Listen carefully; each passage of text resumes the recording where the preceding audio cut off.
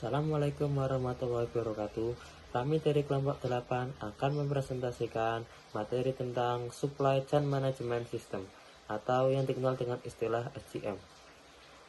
Kenalkan anggota kelompok kami. Yang pertama adalah Arman Sati, yang kedua Anissa Aprilia, yang ketiga Salam Nurhasanah, yang keempat Suli Setiawati, dan yang kelima adalah saya sendiri, Fahmi Dwi Taufik. Supply Chain Management System adalah jaringan perusahaan-perusahaan yang secara bersama-sama bekerja untuk menciptakan dan menghantarkan suatu produk ke tangan pemakai akhir.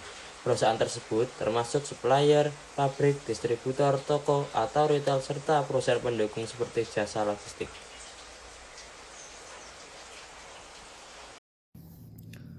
Komponen dasar Supply Chain Management System. Penerapan Supply Chain Management memiliki beberapa komponen dasar sebagai berikut. 1. Perencanaan atau plan. Keberhasilan SCM berawal dari proses penentuan strategi oleh pelaku bisnis. Proses perumusan strategi yang tepat bertujuan pada tercapainya efisiensi dan efektivitas biaya dan terjaminnya kualitas produk yang dihasilkan hingga sampai di tangan konsumen. 2. Sumber atau supply. Perusahaan harus memilih supplier bahan baku yang kredibel dan sanggup mendukung proses produksi yang dilakukan. Maka dari itu, pihak perusahaan harus dapat menetapkan harga, mengelola pengiriman dan pembayaran bahan baku, serta menjaga dan meningkatkan hubungan bisnis. 3. Pembuatan atau make. Pihak perusahaan harus melakukan penyusunan jadwal aktivitas yang dibutuhkan dalam proses produksi, uji coba produk, pengemasan, dan persiapan pengiriman produk. Ini adalah tahap paling penting sehingga perusahaan juga harus dapat melakukan pengukuran kualitas output produksi dan produktivitas pekerja. 4. Pengiriman atau supply. Komponen ini mengharuskan perusahaan dapat memenuhi pesanan dari permintaan konsumen, mengelola jaringan gudang penyimpanan, memilih dan memilah distributor untuk menyerahkan produk ke konsumen, serta mengatur sistem pembayaran yang memudahkan. 5. Pengembalian atau return. Mengelola supply chain management harus membuat jaringan yang fleksibel dan responsif untuk mengatasi adanya keluhan atau aduan dan pengembalian produk saat dari konsumen. Fungsi Supply Chain Management System. Fungsi Supply Chain Management System ada 3. Yang pertama yaitu untuk merubah bahan baku menjadi bahan jadi. Fungsi Supply Chain Management 1 ini erat kaitannya dengan biaya pembelian bahan baku, biaya transportasi, biaya penyimpanan, dan sebagainya. Kemudian fungsi yang kedua yaitu untuk melakukan mediasi pasar. Mediasi pasar yang dilakukan bisa menghubungkan perusahaan dengan distributor. Kemudian fungsi yang ketiga yaitu untuk memastikan dan mengelola pembiayaan. Dalam proses supply chain management pasti akan membutuhkan banyak biaya, di mana biaya yang dibutuhkan akan digunakan untuk melakukan survei pasar, perencanaan produk, dan biaya lainnya. Tujuan supply chain management system. Tujuan yang pertama yaitu mencapai biaya minimum dan tingkat pelayanan yang maksimum. Supply chain management mempertimbangkan segala fasilitas yang berpengaruh terhadap barang atau jasa yang dihasilkan dan biaya yang diperlukan dalam memenuhi kebutuhan konsumen, dan menghasilkan keuntungan. Tujuan yang kedua yaitu bisa memenangkan persaingan pasar. Untuk bisa memenangkan persaingan pasar, maka rantai pasokan harus mampu menyediakan barang atau jasa yang murah, berkualitas, tepat waktu, dan variatif.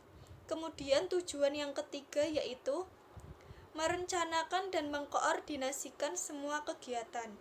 Merencanakan dan mengkoordinasikan semua kegiatan yang terdapat dalam supply chain sehingga akan tercapai pelayanan kepada customer yang maksimal dengan biaya yang relatif rendah. Kemudian tujuan yang keempat yaitu memaksimalkan nilai keseluruhan yang dihasilkan. untuk memenuhi kebutuhan dan permintaan customer serta meminimumkan biaya secara keseluruhan seperti biaya pemesanan, penyimpanan, dan transportasi. Selanjutnya ada manfaat supply chain management. Yang pertama, kepuasan konsumen, yaitu kepuasan terhadap barang atau jasa yang dipesan menjadikan konsumen bersedia dalam jangka waktu yang panjang. Untuk menjadikan konsumen agar tetap setia, pihak produsen harus memberikan pelayanan yang maksimal. 2. Meningkatkan pendapatan. Banyaknya konsumen yang setia, ditambah lagi dengan banyaknya mitra perusahaan, berdampak pada peningkatan pendapatan perusahaan secara menyeluruh. Barang-barang yang dihasilkan oleh perusahaan tidak akan percuma karena diminati oleh pelanggan. 3. Menurunkan biaya. Pengelolaan supply chain yang tepat akan menghasilkan penurunan biaya-biaya yang dikeluarkan untuk distribusi berkat tercapainya pengintegrasian barang atau jasa perusahaan kepada konsumen akhir. 4. Pemanfaatan aset lebih tinggi. Aset perusahaan utama yaitu sumber daya manusia akan semakin terlatih dan terlampil sehingga mampu memberdayakan penggunaan teknologi demi memenuhi melakukan supply chain yang lancar. 5. Peningkatan laba. Meningkatnya jumlah konsumen setiap produk yang dihasilkan perusahaan akan berdampak pada meningkatnya keuntungan perusahaan. 6. Perusahaan semakin besar. Dari keuntungan yang lambat laun meningkat, perusahaan akan semakin maju dan berkembang, sehingga tumbuh lebih kuat. Selanjutnya, saya akan menjelaskan tentang tantangan Supply Chain Management System atau SCM. Yang pertama, kualitas customer service, yaitu setiap konsumen itu unik. Mereka mempunyai referensi yang berbeda akan setiap produk. Poin ini mengacu tentang bagaimana perusahaan memberikan kuantitas dan kualitas produk yang tepat dengan harga yang sepadan. Yang kedua, biaya. Adanya faktor eksternal seperti kendala ekonomi menyebabkan biaya bahan baku, energi, dan tenaga kerja meningkat. Untuk menghasilkan produk berkualitas dengan harga terjangkau, maka diperlukan penyesuaian agar operasional tetap berjalan. Yang ketiga, manajemen risiko. Faktor eksternal perusahaan yang tidak bisa dikendalikan seperti perubahan pasar yang konstan karena kondisi politik dan permintaan konsumen yang menyebabkan masalah pada operasional perusahaan. Yang keempat, hubungan dengan pemasok. Produk berkualitas salah satunya bergantung pada bahan baku yang dipakai sehingga perusahaan perlu menciptakan hubungan yang sehat dengan mitra yang terkait. Staf berkualitas. SDM berperan sangat penting untuk menjalankan tugas dan tanggung jawab berdasarkan job desk-nya. Yang keenam, keterlambatan yang tidak terduga. Proses pengadaan material dan produk memang mudah, namun masalah logistik tidak selalu tepat waktu karena berbagai faktor. Yang terakhir yaitu yang ketujuh, pasar yang berubah cepat. Kemajuan teknologi turut mengubah pasar dan cukup sulit untuk terus beradaptasi, sehingga perusahaan harus lebih fleksibel untuk mengikutinya.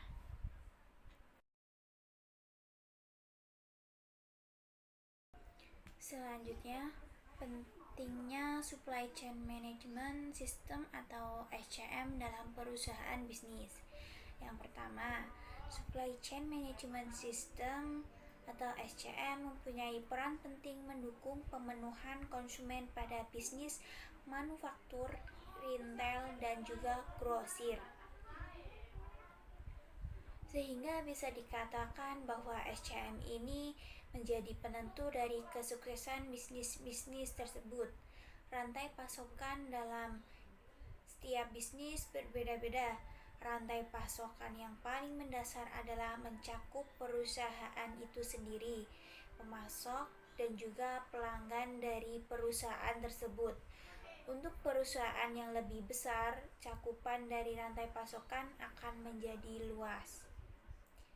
Yang kedua, Supply Chain Management System atau SCM berperan pada kegiatan merencanakan, mengendalikan, dan juga menjalankan arus produk.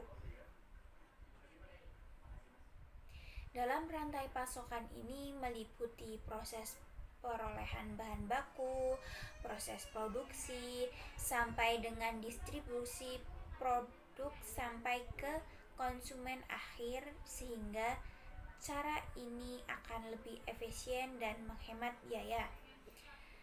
SCM menjadi usaha yang luas dan juga lebih kompleks, di mana hal ini tergantung pada mitra, pemasok, produsen, dan seterusnya, di mana diharapkan setiap proses rantai pasokan tersebut bisa berjalan dengan lancar. Nah, yang ketiga adalah Supply Chain Management System atau SCM berperan agar perusahaan memiliki kemampuan internal perusahaan itu sendiri maupun dari lingkungan eksternal. Perubahan-perubahan inilah yang menyebabkan sosial ekonomi menciptakan hambatan dan juga tantangan yang harus dihadapi di tengah persaingan bisnis yang semakin ketat. Kunci kesuksesan peningkatan kinerja perusahaan tersebut terletak dengan kemampuan perusahaan untuk bisa bekerja sama dengan mitra bisnis. Sekian presentasi dari kelompok 8. Kurang lebihnya mohon maaf. Semoga kalian paham dengan materi yang telah kami sampaikan. Terima kasih.